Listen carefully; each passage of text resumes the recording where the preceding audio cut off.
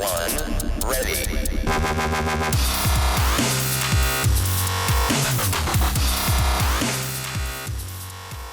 Well, so here I am, 64 years old and finally standing on the red carpet. Now I have to trust myself, but you are worse off because, Madam Speaker, you have to trust me, that I am not going to step out of line. Well, we'll see. The real trust, of course, is what you see behind me. That trust is on life and death. It cannot be proven whether it exists, yes or no. But it's very real and very important. There are more things in our lives that we cannot prove, like belief, or hope, or faith, or love, of course. We can't prove them, but they are very valuable, and we need them to be happy in this life. There are other things, other notions that cannot be proven either. Like, for instance, is there a future? Or is there indeed a need to change things? But everyone has his conviction about them. I have my convictions as well, based on my personal experiences, my observations, maybe some common sense and a lot of feelings.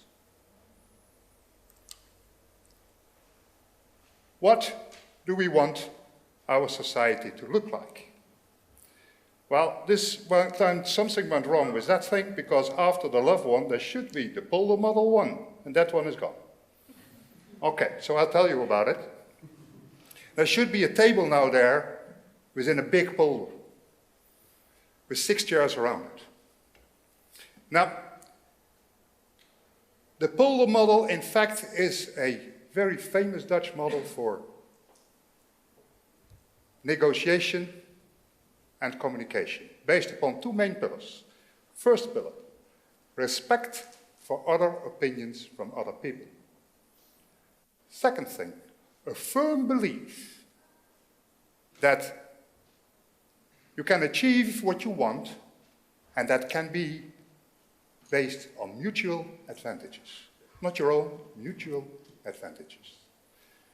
Now, I've asked myself some questions, and that goes about our society, and now we have come to the right place, the right picture again. What do we want our society to look like?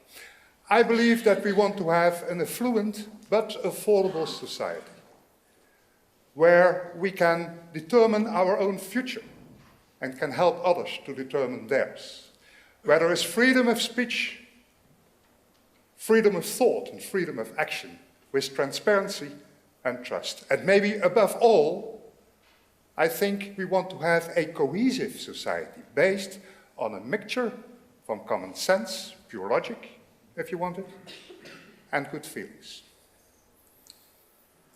See, there's the Polo Model. It just twisted around. Something happens like that. Thank you very much. Now, we know that cohesion is one of the main characteristics from society as we want it to be, but is reality in line with what we want? Second question.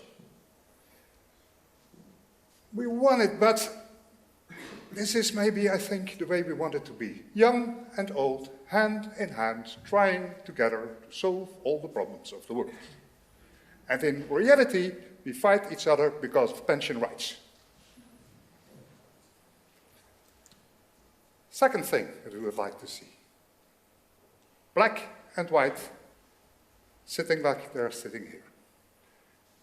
And in reality, we have those who are born here very often against those who are not born here.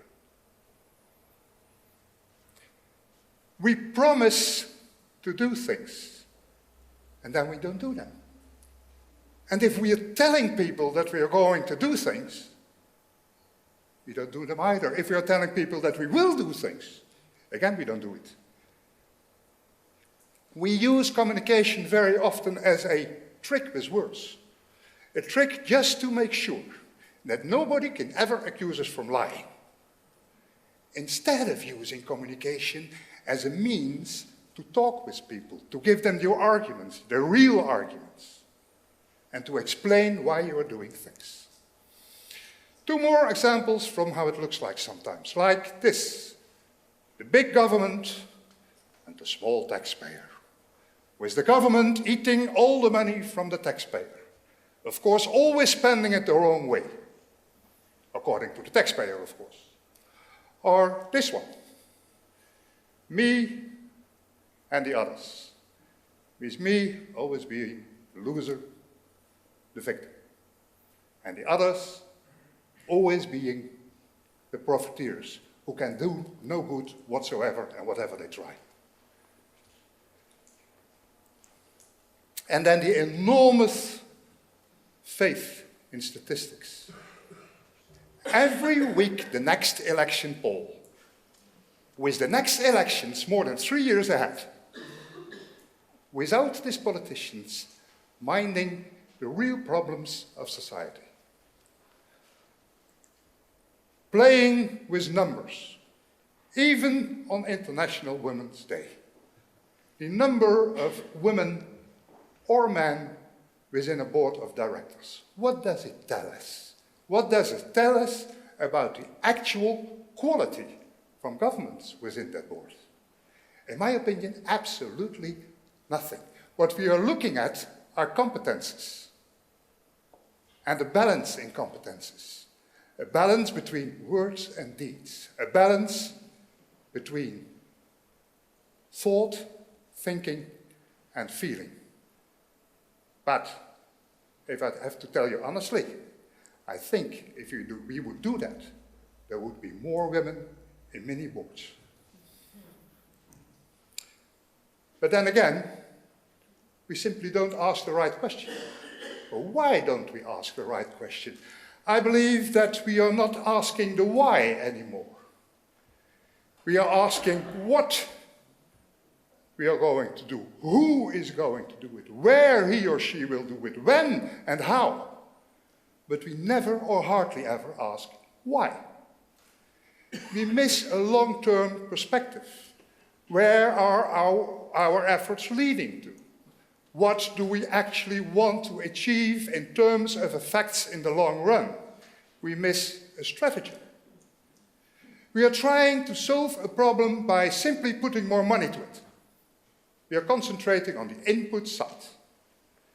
And after a while, there is the problem, still there, smiling at us, alive and kicking. And we never solved whatever. We need a strategy. But what is the right strategy? Now, first of all, modern means of communication and social media are not the goals for the right strategy. They are tools, and we should use them as tools. They can never be goals in themselves. Of course, they helped us a lot during evolution and revolution. But we should be aware that they can also be used for manipulation. And sometimes they are absorbing people so much that they are concentrating on this little thing in their hands and turn their back to each other. At the end of the day, I still want to meet my friends face to face and not only on Facebook. What then? The second thing. There is violence and fear in this world, and it doesn't make any sense to deny that. All my life, almost all my life, I've been working with the Airforce, so you couldn't be surprised. There is that in this world. It doesn't help us to deny that. It doesn't go away simply because we don't like it. And I'm rather sure that we will not be very successful in trying to beat it.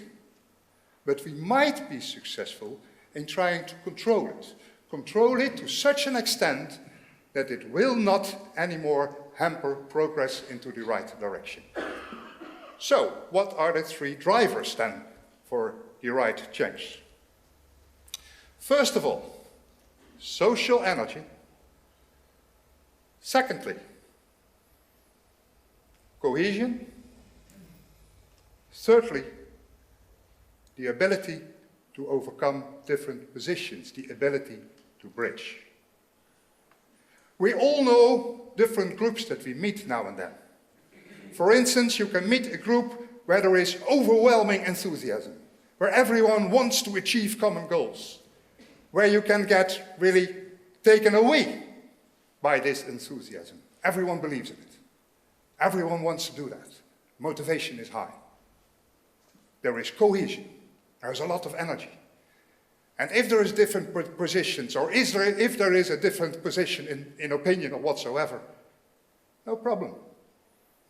Because you talk it through, problem solved, continue on the right way. We also know the opposite. There you have these groups, people doing what they're told to do, because they have to eat, get rest, they have to live. But they don't do that with some real involvement. They're only doing that because they are kind of commanded to do so. You want an example? Okay, I'll give you one. You remember South Africa? World Championship soccer. Nobody had ever expected that we would get with the Dutch team to the final. But the ever-growing enthusiasm in the Netherlands and a strong team, with much of cohesion, much of social energy, made sure that this became possible. And then the opposite. 2 years later, European Championship soccer. All the energy was gone. The cohesion was gone. Nothing linked the public to the team in the field, or the other way around. There was no bridging. The bridge was destroyed. I believe that if we want a strategy for our future, we should be concentrating on cohesion, social energy, and the ability to bridge with a government or a leadership that is not working top-down, but that is supporting the initiatives from the community. A government that is not concentrating on controlling and punishing, but is concentrating again on the 3 key values that I just mentioned. A government that is defining the effects that they want to achieve, and then ask to the community and the different groups there, please could you tell me what you can do so that we can achieve this kind of things together. I believe that the right strategy for the future has to concentrate on that. And please, more on that than on the bloody money or whatever percentage or whatever figure. That, in fact, is a renewed Polo Model. Not the Polo Model because you're short in votes in Parliament to get your plans through. But the Polo Model because you really believe that this is the best way to come into a society as we wish it to be. Both for ourselves, for our children, and please, also for our parents. 2 of mine are still alive. Maybe this is not the story you would expect from a retired Airforce general, because that was my profession. But it has been the philosophy of my life. Of course, I have formulated differently in the past. It's growing. You have to find your own balance in life. Later on, I also used it with my small business, where I'm trying to help people to formulate their strategy. And I've been rather successful in that as well. And I'm still 42 years old. Or no, older, 64 I said. 42 years. I'm 42 years married with the same wonderful woman. I've got 2 excellent children, and I'm very happy in my private life as well. So maybe this kind of thing can help you. Maybe there is somebody here who can pick out 1 or 2 things from the story that I told you. For mutual benefits, and it'll make my day. Thank you.